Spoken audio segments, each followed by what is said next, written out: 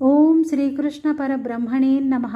భగవంతునిపైన అనన్యమైన భక్తి, ప్రేమ, నమ్మకం, సమర్పణతో చేసే ప్రతి ప్రయత్నం భక్తి యోగమే. భక్తి భావంతో యథాశక్తిగా ఈ అధ్యాయంలో ఉన్నటువంటి భావాన్ని ఆ శ్రీకృష్ణ పరమాత్మ అనుగ్రహంతో సంక్షిప్తంగా తెలుసుకుందాం. యోగం అంటే ఏమిటి? యోగం అంటే కలయిక. భక్తి యోగం అంటే భక్తితో భగవంతుని ఆరాధించి ఆయనలో కలిసిపోవడమే భక్తి యోగం. కృష్ణ ఎల్లప్పుడూ నీపైననే తన మనస్సును నిలిపి కొందరు భక్తులు నిన్నే ఆరాధిస్తుంటారు. కొందరు భక్తులు అవ్యక్తమైన పరబ్రహ్మను ధ్యానిస్తూ ఉంటారు. ఈ ఇద్దరిలో ఉత్తమ యోగులెవరు అని అర్జునుడు ప్రశ్నించడంతో ఈ అధ్యాయం ప్రారంభమవుతుంది. ఎవరు నాయందే మనసును ఉంచి ఎల్లప్పుడూ దైవనామస్మరణ చేస్తూ మహాశ్రద్ధ కలవారై నా రూపాన్ని ధ్యానిస్తూ నన్నే ఉపాసిస్తారో వారే ఉత్తమ యోగులని నా అభిప్రాయం అని భగవంతుడు అర్జునుడికి తెలియజేస్తాడు. శ్రద్ధ అంటే ఏంటి? ఎలా ఉండాలి? చైతన్య గీతలోని స్వామివారి మాట. శ్రద్ధ అంటే అమితమైనటువంటి విశ్వాసం. అంటే రోగి శస్త్రచికిత్స జరిగేటప్పుడు వైద్యుడిపై ఉన్నటువంటి విశ్వాసంతో తన శరీరాన్ని ఎలా అప్పగిస్తాడో అలా మన మనస్సును భగవంతునికి భక్తి శ్రద్ధలతో సమర్పించుకోవాలి. శ్రద్ధ అంటే అది. శ్రద్ధ అంటే అలా ఉండాలి మరి. అటువంటి శ్రద్ధతో కూడిన భక్తి భావంతో భగవంతుని దర్శించుకోవాలని దేవాలయానికి వెళతాం. అంటే గుడిలో దేవుడున్నాడని అనుకోవడం భక్తి. అయితే విశ్వమంతా విశ్వరూపుడితో వ్యాపించి ఉందని అనుకోవడం జ్ఞానం. అలాంటి జ్ఞానంతో సర్వాంతర్యామిని ఆరాధించాలి. భక్తి అనేది కేవలం దేవాలయానికి వెళ్ళి పూజలు చేయటం మాత్రమే భక్తి కాదు. ప్రతి పనిని పవిత్ర భావంతో చేయడం భక్తిలో భాగమే. మంచి మనస్సుతో జీవించడం భక్తి. ఆకలితో ఉన్నవారికి అన్నం పెట్టడం భక్తి. ఆపదలో ఉన్నవారికి ఆదుకోవడం భక్తి. నిజాయితీగా ధర్మబద్ధంగా మనం చేసే పనులను బాధ్యతాయుతంగా నిర్వహించడం భక్తి. ఇదంతా భక్తి యోగమే. ఎటువంటి కళంకం లేకుండా నిస్వార్థమైన అనన్యమైన భక్తితో, శ్రద్ధతో, ఏకాగ్రతతో ఎవరైతే నన్ను ఆరాధిస్తారో వారే నాకు అత్యంత ప్రీతిపాత్రులైనటువంటి భక్తులని ఈ యోగంలో భగవంతుడు మనకు తెలియజేశాడు. మరి అటువంటి భక్తి భావంతో భగవంతుని ఆరాధించాలి. భక్తితో భగవంతుని ఆరాధించడానికి భాగవతంలో 9 భక్తి మార్గాలను ప్రహ్లాదుడు చాలా చక్కగా వివరించాడు. ఆ 9 భక్తి మార్గాలు శ్రవణం, కీర్తనం, స్మరణం, పాదసేవనం, అర్చనం, వందనం, దాస్యం, సఖ్యం, ఆత్మనివేదనం. శ్రవణం అంటే వినడం.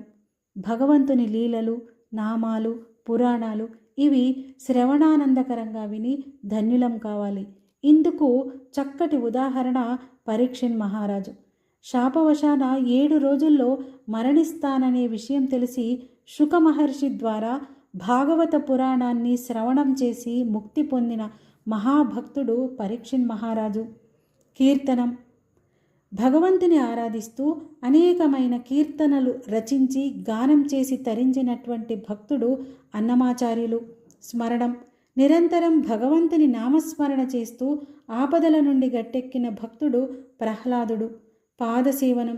శ్రీ మహాలక్ష్మి భగవంతుని పాదసేవనం చేస్తూ తరించిపోయింది.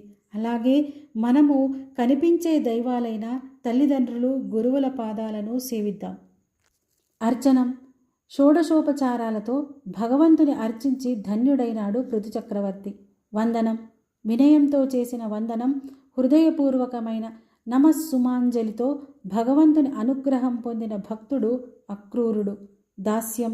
భగవంతుడికి సేవకుడిలా ఉంటూ ఆజ్ఞలు పాటిస్తూ ధన్యుడైనాడు హనుమంతుడు.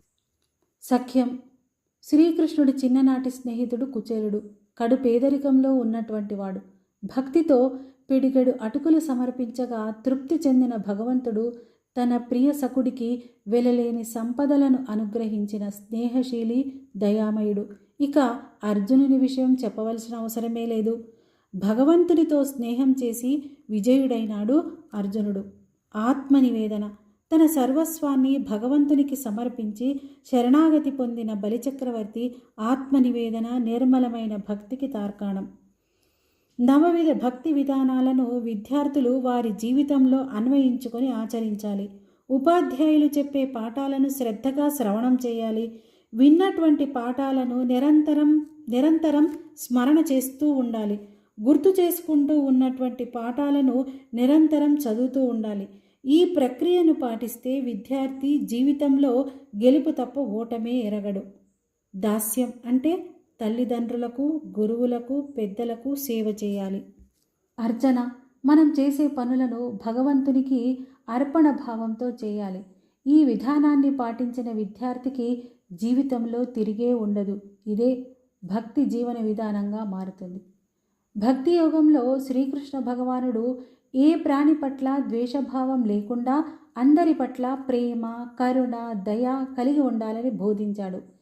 దీనికి చక్కని ఆధునిక ఉదాహరణ the elephant whispers, Oscar award పొందినటువంటి ద బెస్ట్ డాక్యుమెంటరీ చిత్రం. ఇందులో బొమ్మన్-జెల్లి అనే దంపతులు తల్లిని కోల్పోయిన రఘు అనే ఏనుగు పిల్లను తమ సొంత బిడ్డలా పెంచారు. సమయానికి ఆహారం పెట్టడం, అనారోగ్యంగా ఉన్నప్పుడు సేవ చేయడం, ప్రేమగా చూసుకోవడం ద్వారా ప్రతి జీవిలో దైవాన్ని చూసే భావాన్ని ఆచరణలో చూపించారు. ఇది యథార్థ సంఘటన. వారు ఏనుగును ఒక జంతువుగా కాకుండా కుటుంబ సభ్యుడిగా భావించి ప్రేమించారు. ఇలాంటి నిస్వార్థ ప్రేమ, దయ, కరుణ అద్వేష్ట సర్వభూతానం శ్లోకానికి సజీవ ఉదాహరణ.